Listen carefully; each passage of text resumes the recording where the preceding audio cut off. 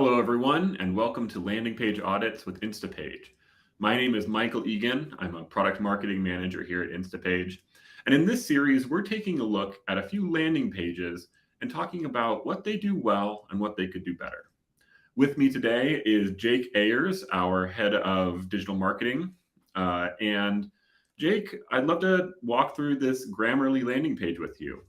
Now, I love Grammarly. I use this product all the time. They help to sharpen my writing and to plug into a lot of the marketing functions that we do on our team.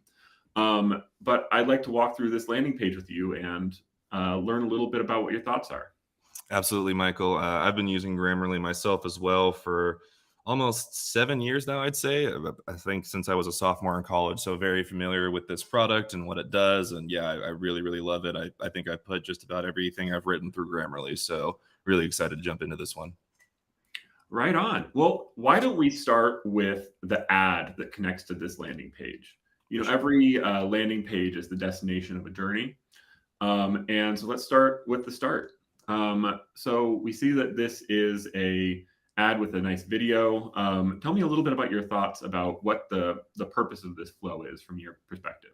Yeah. So the first thing I'd like to look at with this ad is unfortunately something we can't actually see, which would be the targeting of it, right? So my main question about this ad is it a retargeting placement or is it a sort of cold prospecting placement that's going towards people that have, like office manager or content marketer or something like that in their Facebook reported titles? And that's going to really help me sort of know, like you said, what the point of this ad is. But unfortunately, we don't have that insight, so we'll just sort of nullify that and just look at it for the sake of itself, right? So the first thing I'd say about the ad is that it's giving you an offer that is pretty enticing. That see a 30% boost in your CSAT, which is super important, and then free trials, lots of value adds throughout this ad as a good facet of it. The sort of bad facet I'd say is that it is extremely short form, and in the actual text that the user is going to see first up above the video, it's not really giving them a lot of info. It's not really giving them a lot of sort of value or meat, if you will, in the placement. So that would be one thing I might try to freshen up there. But overall, the placement I think is serving the purpose that Grammarly is intending. Right on. Well, let's look at the landing page that this connects to and see how well it continues the story started by that ad. Right. So pretty similarly to the ad, one thing that they're doing right is that this is short form. I think largely users are looking for a landing page experience that isn't necessarily extraordinarily verbose, right? You want to give them information and value, but you don't want to keep them scrolling for 10 minutes just for the sake of having content and getting SEO on the page, right? So they do that sort of short form optimization very well. And like I said on the ad, they're giving you lots of value for a free trial for 7 days. They let you customize the plan based on what you need. And we can see on the bullet point on the lower right that they're just listing out all of their UVPs that you get with this solution. Again, very value driven and very sort of use for the end user driven as well. I noticed that they're using color in a really interesting way. They've called out their savings in a dedicated teal font, and then they've got the fun gradient in their use of color. Right. Can you tell me a little bit about how you think about color on a landing page? Yeah, so largely I think that a lot of marketers are using this sort of like 20-year-old best practices, right? We need our brand color and then we need our basic contrast, and that's it, right? Everything on the site needs to look exactly like that, just these two colors, and any deviation is, essentially brand disloyalty almost. But what Grammarly is doing here very smartly, like you said, is they're enticing the user with just a simple aspect of color to do what they want them to do, showing the savings and the value that they get in a much more obvious way beyond just the standard sort of green and white that we've associated with Grammarly, and using that teal, using a blue slider to sort of give some interactivity to the user that they're probably not used to seeing on a landing page. And again, enticing them as they go along with something as simple as color. We don't need to reinvent the wheel. Give people pretty things and they'll react in a good way. Yeah, definitely. So before we talk about what we would improve on this page, is there anything else that stands out to you as something that they did exceptionally well? Yeah, I think the ad to page relevance is pretty good. You know, the ad and the landing page, I think respectively have their own tweaks that I would apply.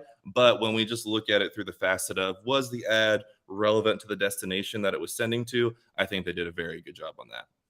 Right on. Well, hey, let's shift gears and take a look at what we would improve about this landing page. Right. So almost exactly like I said about the ad, it's completing the purpose that they want, which is the overall, purpose, right? But the ad itself is very short form, and though it matches up to the landing page being short form itself, right?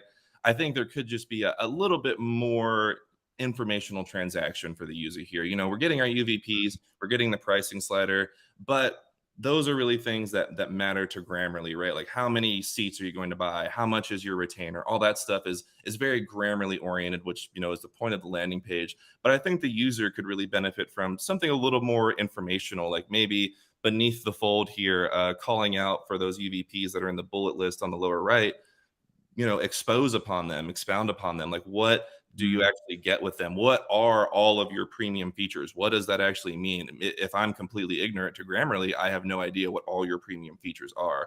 So just expound upon some of those points. And like I said, don't make this a long form landing page with just content for the sake of content. Put what you need to put in there to make the user's journey easier and just more relevant and more informative for them. Hmm. Yeah, on the topic of learning more and kind of exploring what their options are, I noticed that in the bottom right they have a chatbot. Mhm. Tell me a little bit about how you approach chatbots and chat in general on a landing page like this. Yeah, so I'd say that they're using a pretty good implementation of Drift Chatbot, and what they're doing here is pretty interesting. And I will comment that we are in sort of the what needs work section, so I will talk about like what they could do better on the bot. Mhm. But I will say that the chatbot is a really good implementation of a solution that they have here, particularly for the fact that we can see on the screen right now that's probably like an automated outreach from an SDR, right? But if we were to actually refresh the page, we'll see that that copy that gets served to us is actually completely different when we are a return visitor. Right now, it says essentially, what brought you to Grammarly Business today? But if we were to refresh it, it says, hi, I see that you're returning. What can we do for you today? So it's responsive based on your user journey, which is really, really cool to see. However, I would like to see this just to be a little bit more personalized. That has been the same amount of text that I've been served, that you've been served, that everyone that's come to this page during our audit has been served, right? So personalize it a little bit more and personalize it a little bit more to the ad, to if this was a search page, the user's search intent, all of that good stuff. Don't just put as many auto replies out as you can. Again, just try to make it more relevant and personalized to the actual user and what they're there for. Yeah, definitely. Well, thanks, Jake. Why don't we wrap up here and talk about, high level final thoughts about this landing page? Yeah, absolutely. So, first of all, like I said several times already, it's very short form, which matches to the ad, and I think making it very in the moment and yet still transactional for the users, how you really get a conversion going there.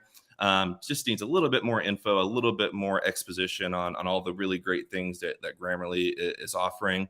And the main thing I'd really like to know about this page to make a really good distinction of recommendations is the ad that it's referring to. Again, is it a retargeting audience or is it a prospecting audience? Mhm. I really can't tell, especially based on the Drift chatbot. We're seeing right now it's a sort of like cold prospecting line of text. But if we were to refresh, which sort of gives me the indication that it could also be used for retargeting, that text also changes. So to make a really good recommendation about the ad to page relevance, I would need to know that. But overall, the page is completing the objective it sets out to do. It's valuable enough for the user to sort of use the functionality on the page, and it comes with really great functionality as well that I think is pretty rare across most web experiences. So overall, the landing page is doing a really good job. It could just use a little bit more sort of meat on it. Right on.